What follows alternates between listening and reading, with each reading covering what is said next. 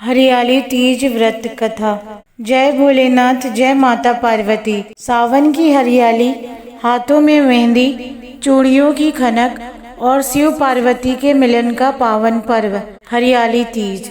लेकिन बहनों, क्या आपने कभी सोचा है कि इस व्रत के पीछे ऐसी कौन सी कथा है जिसे सुनकर देवता भी भावुक हो गए थे? क्यों कहा जाता है कि जो स्त्री श्रद्धा से हरियाली तीज का व्रत करती है उसके जीवन में सौभाग्य, प्रेम और दाम्पत्य सुख बना रहता है। आज मैं आपको सुनाने जा रही हूँ हरियाली तीज की संपूर्ण व्रत कथा। तो कथा को बीच में बिल्कुल मत छोड़िएगा, क्योंकि अंत में मैं आपको यह बताऊंगी कि विशेष आशीर्वाद जो इस दिन अवश्य मांगना चाहिए। बहुत प्राचीन समय की बात है। हिमालय पर्वत के राजा हिमवान और उनकी पत्नी मैना के घर एक अत्यंत सुंदर और तेजस्विनी कन्या का जन्म हुआ। वहीं थी माता पार्वती। जन्म से ही पार्वती जी का मन भगवान शिव में लगा रहता था। वे मिट्टी से शिवलिंग बनाती, फूल चढ़ाती और भोलेनाथ का ध्यान करती। धीरे धीरे वे बड़ी हुई। एक दिन देवर्षि नारद हिमालय के महल में आए। उन्होंने पार्वती जी की कुंडली देखकर कहा, यह कन्या स्वयं आदि शक्ति हैं और इनका विवाह भगवान शिव से होगा। यह सुनकर पार्वती जी का हृदय आनंद से भर गया। उन्होंने उसी क्षण संकल्प लिया, मैं केवल शिव को ही अपना पति मानूंगी।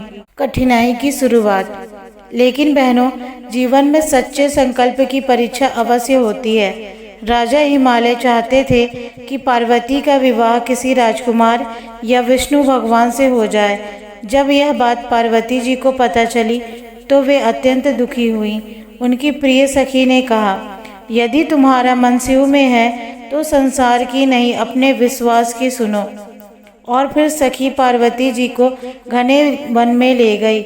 चारों ओर हरियाली थी, सावन की फुहारें थी, पक्षियों की मधुर आवाजें थी। इसी कारण यह पर्व हरियाली तीज कहलाया। पार्वती जी की तपस्या। अब कथा का सबसे महत्वपूर्ण भाग।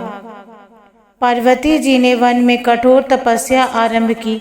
उन्होंने रेशमी वस्त्र त्याग दिए, आभूषण त्याग दिए और केवल शिव का ध्यान करने लगी। पहले फल खाए, फिर पत्ते और अंत में अन्न जल भी छोड़ दिया। बहनों, जरा सोचिए, आज हम कुछ घंटों का ही व्रत रखते हैं तो इतना परेशान हो जाते हैं, लेकिन माता पार्वती जी ने तो वर्षों तक तप किया।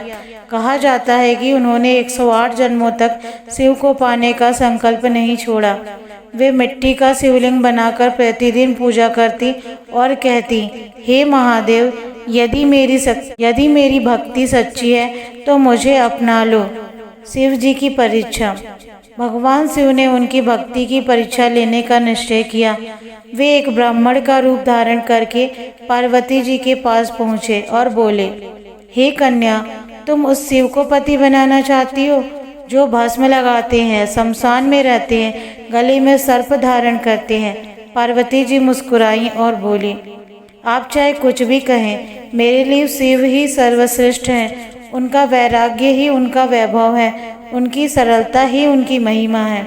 यह सुनते ही ब्राह्मण रूप समाप्त हुआ और भगवान शिव अपने दिव्य स्वरूप में प्रकट हो गए। दिव्य मिलन। सावन शुक्ल तृतीया का पावन दिन था। देवताओं ने पुष्प वर्षा की, गंधर्वों ने संगीत गाया और भगवान शिव ने कहा, हे पार्वती, तुम्हारी भक्ति, तपस्या और अटूट विश्वास से मैं प्रसन्न हूँ। आज से तुम मेरी अर्धांगिनी हो। यहीं से हरियाली तीज का व्रत प्रारंभ हुआ। व्रत का महत्व।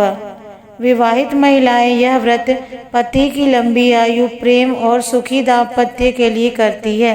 अविवाहित कन्याएं मनचाहा जीवन साथी पाने की कामना करती हैं। लेकिन ध्यान रखिए, यह व्रत केवल भूखे रहने का नाम नहीं है, बल्कि विश्वास, धैर्य, प्रेम और समर्पण का व्रत है। पूजा का संक्षिप्त विधान। प्रातः स्नान करें, हरे वस्त्र पहने, माता पार्वती और शिव जी की प्रतिमा स्थापित करें, मेहंदी, चूड़ी, सिंदूर, चुनरी अर्पित करें। हरियाली तीज व्रत की कथा सुने, ओम पार्वत्ये नमः और ओम नमः शिवाय का जप करें। विशेष आशीर्वाद। बहनों, आज माता पार्वती से केवल यह मत मांगिए कि घर में धन आए, उनसे यह मांगिए कि घर में प्रेम बना रहे, पति पत्नी में सम्मान बना रहे, परिवार में शांति बनी रहे और मन में शिव जैसा धैर्य बना रहे। आइए सभी मिलकर बोले, हर हर महादेव, जय गौरी शंकर। सभी बहनों को हरियाली तीज की मंगलमय शुभकामनाएं। ओम नमः शिवाय।